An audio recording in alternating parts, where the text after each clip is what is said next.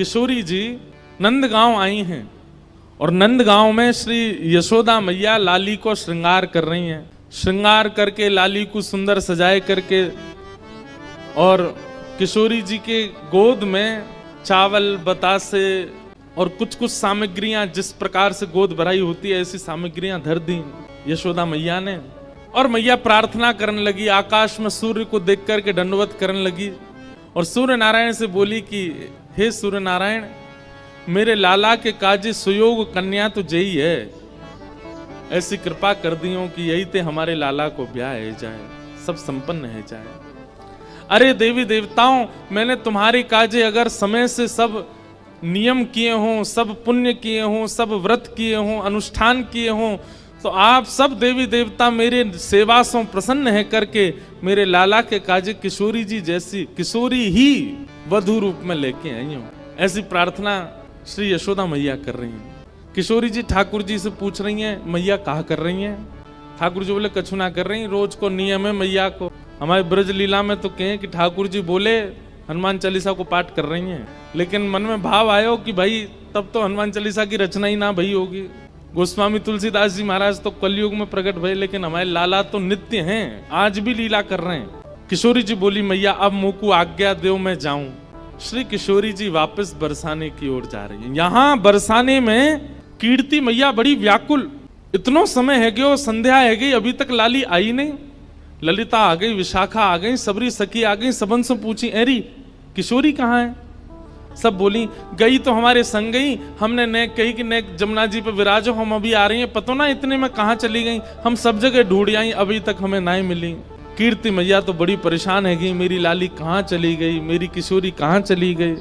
जैसे ही आप वृषभानु भवन ते निकर के बाहर ढूंढवे के काजे जान लगी, इतने में ही सामने से छोटी सी नन्ही सी कुमारी श्री किशोरी जी नई सी झंगुली पहन करके, नई सी चुनरी पहन करके, नयो नयो से श्रृंगार करके, नई नई चूड़ी पहन के और ऐसे झोली में खूब सारो सामान लेकर के सामने तो धीमे धीमे चली आ रही हैं। कीर्ति मैया बोली, अरे देखियो ललिता, ये किशोरी आ रही है का?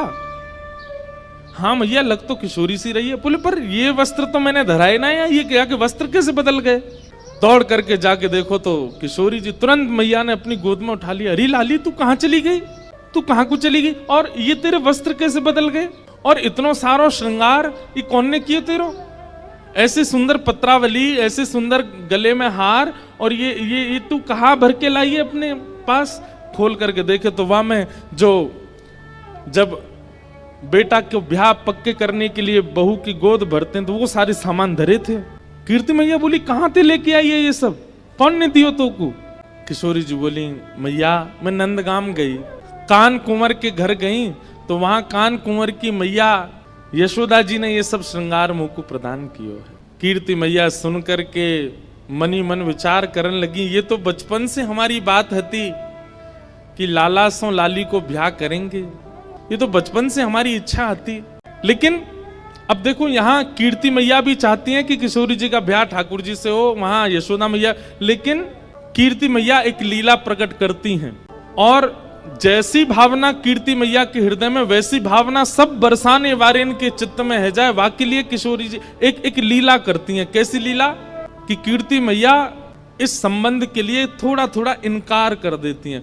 कीर्ति मैया के अरे बचपन में तो हमारो बड़ो मनो कि इनके लाला होएगो तो वहां से अपनी लाली को ब्याह करेंगे, पर अभी जैसे जैसे हमको सुनवे में आ रही है उनको छोरा तो कारो है, और कार्य के संग संग वो तो टेढ़ो मेढ़ो है, वाके पाम भी टेढ़े, वाकी कमर भी टेढ़ी, वाको मुख भी टेढ़ो। एक सखी बोली, कारो ना है मैया, नीलो है, नीलो। नीलो समझे? जैसे अभी बाहर का आकाश हुआ है, ये ठाकुर जी का एक्चुअल रंग है, और घना हो जाए वो ठाकुर जी का असली रंग है। हमारे ठाकुर जी कोरे काले नहीं है, कोरे नीले नहीं है। जब घनघोर घटा छाती है उस समय के आकाश का जो वर्ण है वो ठाकुर जी से बिल्कुल मैच होता है। एक सखी बोली, कारो ना है मैया, नीलो है, नीलो। अरे जब तक वहां को नामकरण नहीं भयो, सबरे नंद महर में सबरे बातें नीलमणि नीलमणि कह करके पुकारते। एक सखी बोली, मैया बात तो तू सही कह रही है, कल को हमारी लाली ते ब्याह कर लेगो, रात में अंधेरो हैगो, और किशोरी कहीं ढूंढने लगी, कहाँ चले गए श्याम सुंदर, पतो चली बगल में ही बैठे हैं, लेकिन अंधेरे के कारण दिख ना रहे। अरे कम से कम ऐसा तो होना चाहिए जो न प्रकाशमान रहे। किशोरी जी ये सब बात सुन रही हैं और नीची नजर करके बिल्कुल गहरी गहरी सांस ले रही हैं। उनको उनको उनको प्रिय नहीं लग रही ये सारी बातें। मन ही मन मानो विचार कर रही हैं कि अरे सुनी भई बातन पे काहे को भरोसा कर रही हो मैया, एक बार देखो तो सही कान कुंवर है कैसे। अच्छा, इस समय किशोरी जी की और ठाकुर जी की आयु कितनी है पता है? 5-5 वर्ष के हैं दोनों। 1 वर्ष बड़े होंगे, ठाकुर जी 6 वर्ष के होंगे, बस इतने छोटे छोटे से हैं। किशोरी जी मन में विचार कर रही हैं कि सुनी भई बातन पे काहे को जाओ, एक बार देखो तो। तभी कीर्ति मैया एक वयोवृद्ध हैं बरसाने में, उनको नाम है पूर्णमासी, उनको बुलाती हैं, इधर आओ। पूर्णमासी आवे तो कीर्ति मैया के बड़ी चिंता की बात है, आप ही कछु हल निकालो या को। बोले कहा हल निकालना बताओ। बोले देखो किशोरी को देखो एक बार, ऐसो श्रृंगार करके बैठी है, ऐसे सुंदर सुंदर वस्त्र और पामन में देखो महावर लगा के बैठी, हाथन में महावर लगी है, गले में सुंदर हार पहने और याकू बतासे आदि सब दे करके यशोदा मैया ने पक्की सी कर दी है, गोद भराई कर दी लाली की। पूर्णमासी बोली अरे वाह, ये तो शुभ संकेत है, या में चिंता की कहा बात है।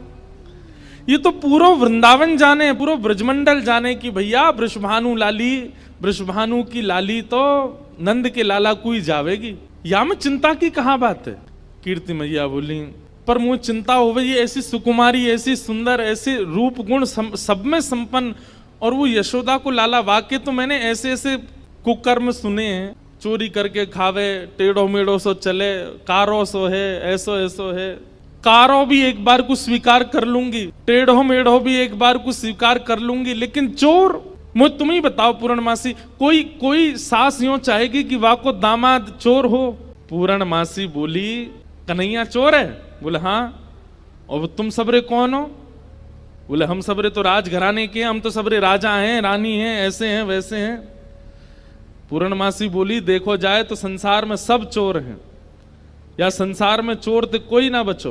पूर्णमासी ने ऐसो पद सुनायो। कीर्ति मैया बोली अरे एक चोर शब्द कहा बोल दिए, तुम तो बिल्कुल ही जो है का रोवे को आतुर रह गई हो। मतलब ऐसे कौन करे?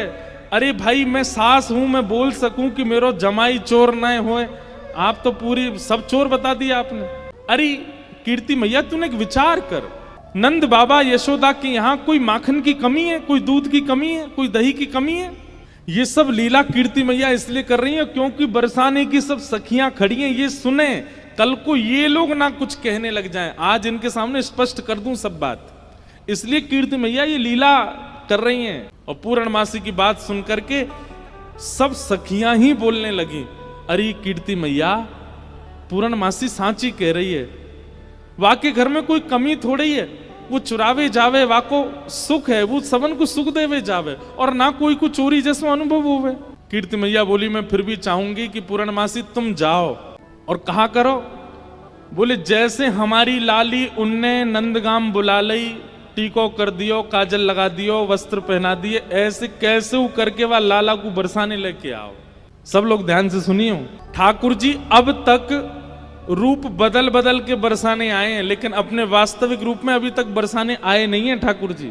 और जैसी कीर्ति मैया ने कही कैसे भी लाला लेके आओ, और याद रखियो ना तो नंद को पता चले, ना यशोदा को पता चले, ना दाऊ दादा को पता चले, ना रोहिणी को पता चले, और वाके जो छोटा सबरे सखा उनको भी पता नहीं चलनी चाहिए। अकेले कन्हैया को बरसाने लेके आओ, हम सबरी सखी घेर के वाके एक एक रों को देखेंगी, तब लाली को ब्याह करेंगी। पूर्णमासी बोली ये तो बड़ो कर्रो काम है, एक तो वो इतना चंचल है, कोई के हाथ में आवे ना, वाकू लेकर के इतनी दूर लानो और फिर इतने सब सकीन के बीच में रखनो। बोले ना पूर्णमासी अब ये काम करो, ऐसी सुकुमारी हमारी लाली, हमने देखभाल के सब करेंगे। सब सखियों के मन में भी प्रेम उत्पन्न होने लगा कि श्याम सुंदर आएंगे, हम भी उनको देखेंगे, हम भी न अनुभव करेंगे कैसे हैं। किशोरी जी को भी सुख है कि एक बार आ जाएं बरसाने में, यहाँ बैठ करके सबके बीच उनका दर्शन पुनः हो जाएगा। पूर्णमासी बोली तो ठीक है मैं जा रही हूँ ठाकुर जी को लेने। पूर्णमासी निकल पड़ी। ठाकुर जी यहाँ गैया चरा रहे थे अपनी, बाकी के सब सखा अपने अपने घर को जा चुके, एक मन सुखा ठाकुर जी के पास रह गया था। पूर्णमासी दूर से देख रहे, बोले हाँ बढ़िया है, सबरे सखा चले गए, मन सुखा का पतलो सोया तो 2-4 रेपटा में मैं गिरा दूंगी, कन्हैया ले जाऊंगी। पूर्णमासी जो थी उसकी आयु होगी 80-90 के लगभग, कमर उसकी झुकी हुई और ऐसे थोड़े लचक लचक के चलती, जैसी चलती आ रही इतने में ही मनसुखा बोलो लाला देखियो ऐसा लग रहा हो कोई झूला झूल तो भयो आ रहा है का। ठाकुर जी बोले हमें लग तो ऐसा ही रहो कोई झूला ही चल तो भयो आ रहा है का। उसकी आकृति ऐसी मानो कोई झूला चल के आ रहा है। थोड़ी पास आई तो इतने में मनसुखा अरे लाला जी तो वो है पूर्णमासी। ठाकुर जी बोले जी कहा करे, बोले एक क्वार इनको ब्याह कराती डोले, कोई क्वारो दिख जाए वही को ब्याह करा दे। लाला आज हमारो तेरो सौभाग्य देख, मधुमंगल तनसुखा मनसुखा तनसुखा धनसुखा सबरे चले गए, बस मैं और तू ही बचे हैं और हमारे सामने पूर्णमासी आई है। आज चूकनो नहीं है, अपनो ब्याह को सब प्रस्ताव धर लेंगे, कर लेंगे बढ़िया थे, लंबी दंडौत करेंगे याकू आज। ठीक है। जैसे पूर्णमासी आई ठाकुर जी अरे मासी बड़ी दिनान में मिलियो, जय हो दंडवत प्रणाम। ठाकुर जी की प्रणाम देख करके पूर्ण अरे मेरो लाला, अरे कन्हैया इतकू आजा हृदय ते लग जा मेरे, अरे लाला तू को ऐसी बहु ढूंढ के लाऊंगी मैं, तू तू तू कहा पूरो नंदगाम देखतो रहेगो। मनसुखा बोलो हम भी हैं मासी यहाँ पे, हम प्रणाम कर रहे हैं दंडवत लेट के। पूर्णमासी आशीर्वाद दे रही है, तो ऐसो आशीर्वाद तू बतासो सो है जा, कोई पाम धरे सो पट्ट फूट जाए। बतासो जाने ये और बात है भैया, यहाँ पे ब्रज भाषा में कोरी कथा कर दूं तो शब्द नहीं जाने। बतासो जाने जानते हैं बतासा कैसा होता, कोई पाम धर दे तो कैसा हो जाता, फूट जाए, बहुत हल्का सा मीठा होता है। तो पूर्णमासी कह रही है तो ऐसा आशीर्वाद दूं कि तू बतासो सो है जाए, कोई पाम धरे पट्ट फूट जाए। हमें ऐसा आशीर्वाद काय को दे रही है, बोले तू अपनो काम कर, मैं जा काम को आई हूं वो मुंह करन दे। लाला तेरे काज एक बहुत सुंदर छोरी देखी है मैंने और तो ले जावे आई हूं, मां चल मेरे संग। ठाकुर जी बोले कौन सी छोरी है, बोले अपने बरसाने में, बोले बरसाने में भानु बाबा की छोरी राधा रानी। पूर्णमासी बोले हम जाने तो तू सब है, बस बात बनावे। लाला मां सबरी चर्चा कर रही है तो देखनो चामे एक बार, तो वो सबरी तो यूं कह रही तुम कैसे उछल बल के ले आओ, लेकिन लाला तो मैं बता दूं स्पष्ट बात, तू मेरे संग राजी राजी चलो चल, वहां पे सबरी सखीन को तो दिखा लाऊंगी, तेरो ब्याह हो जाएगा, बढ़िया प्रेम ते रहियो। फिर मनसुखा बोलो ऐसे नहीं जाएगा लाला हमारो, पहले मेरे काजी भी छोरी बताओ, जब मेरो ब्याह भी पक्को बताए दोगी तब लाला जावेगा और मैं संग जाऊंगा। पूर्णमासी बोले तो बिल्कुल ना लेके जाऊंगी। मनसुखा बोलो मैं तो जाऊंगा लाला, अकेले छोड़, यशोदा मैया ने जिम्मेवारी दे रखी है हमें, लाला एक क्षण के काज भी अकेले नहीं रहेगा, हम तो संग जाएंगे आके। पूर्णमासी बोली अब लाला देख देरी मत करे, रात है जाएगी फिर सब तो ढूंढेंगे, तू जल्दी चल मेरे संग बरसाने, और माँ सबरे तेरी प्रतीक्षा कर रहे हैं। ठाकुर जी बोले नहीं एक बार यूं बताए तो मैं कैसा लग रहा हूँ। पूर्णमासी बोली लाला बहुत सुंदर लग रहा हो, बहुत चोखा लग रहा हो, बिल्कुल एकदम बढ़िया। अभी गैया चरा रहे हैं, गोबर लगाए जगह जगह पे, लेकिन फिर भी पूर्णमासी कह रही बहुत बढ़िया लग रहा हो लाला, ऐसी चलो चल। मनसुखा बोलो हम बता दे हम कैसे लग रहे हैं, वो तू तो ऐसा लग रहा हो कोई बंदर नहा के आयो हो, बाकी सबरे बाल चिपक जाए। मनसुखा बोलो तुम मुझे ज्यादा ना बोल रही, यो ना पता कि लाला अगर मैं इशारो कर दूंगा तो जावे को नहीं बरसाने की ओर। पूर्णमासी बोली तू कर दे इशारो एक बार याकू। मनसुखा बोलो लाला तू बरसानो नहीं जाएगो। पूर्णमासी बोली लाला संध्या हरी जल्दी चल, सोई ठाकुर जी चल दिए। मनसुखा बोलो लाला तेने बढ़िया हमारी यारी नभाई है, हम एक बार हमारी बात मान जा तो रुक जा तो ने। बोले अरे ब्याह के काजे में 6 महीना ते इंतजार कर रहा हूँ, जैसे तैसे हैरो तो है ना देखो, तेरी बात बाद में मान लूंगा मैं, अभी जान दे। मनसुखा बोलो मैं भी चलूंगा। खूब पूर्णमासी ने मना करी, लेकिन मनसुखा बोलो मेरे बिना नहीं जाएगा, मैं चलूंगा। मनसुखा भी गयो। मनसुखा रास्ता में बोलो कैसो दिन आ गए हो भैया, बता दुल्हा पैदल पैदल जा रहा है, अरे कोई बैलगाड़ी तो मंगा ले, कोई घोड़ा तो मंगा ले, कोई ऊंट तो मंगा ले। पूर्णमासी बोली तुम जैसे इनके ब्याह है रहे यही बहुत बड़ी बात है, पैदल ही चल दो। बोले देख मैं तो पैदल चलूंगा, लेकिन लाला पैदल इतना दूर बरसानो पैदल थोड़ी जाएगा, या के काजे अब तेरे काजे ऊंट कहां ते लाऊं मैं, तेरे काजे घोड़ी कहां ते लाऊं मैं। मनसुखा बोलो वैसे जरूरत तो ना है, तुम नेक और झुक जाओ तो तुम ही काफी हो, तुम पे बैठ जाएगा, थोड़ी तो झुकी भाई हो, नेक और झुक जाओ। लेकिन पूर्ण ब्रज में सब कुछ सुख मिलता है ठाकुर जी के साथ। पूर्णमासी नेक और झुक गई, ठाकुर जी अपने कंधा पे बैठा लिए और दोनों तरफ पैर लटका करके ठाकुर जी मुंह दिखाई करवे जा रहे हैं, अपनो ही मुंह दिखावे जा रहे हैं। एक बहुत सुंदर भाव आज लाल जी ने लिखवाया। जैसे ही ठाकुर जी बरसाने पहुंचे, आज तक छोटी गोपी बन के जा चुके हैं, जोगी बन के जा चुके हैं, खूब रूप बदल बदल के ठाकुर जी गए, लेकिन पहली बार अपने प्रत्यक्ष रूप में बरसाना जा रहे हैं ठाकुर जी। ठाकुर जी पहुंच गए, जाए करके जैसे ही पहुंचे तो पहुंचते ही स्वागत ही ऐसा कि अच्छा तो जई है वो कारे कारे कारे काले कलूटे। ठाकुर जी की रूप माधुरी पर ही आक्षेप करने लगे, सब बैठा दिए। अब बैठा करके सब सखियां घेर करके बैठी हैं, बीच में श्याम सुंदर बैठे हैं। ठाकुर जी को बैठा करके सब सखियां घेर करके बैठी हैं और अब आपस में चर्चा करनी है। बीच में मनसुखा भी बैठा है। सखियां आकर के बोली मैया जमाई तो आयो संग में, मुंह दिखाई करवावे आयो संग में, पर ये अपने गांव ते बंदरन ने काई को लिया आयो संग में।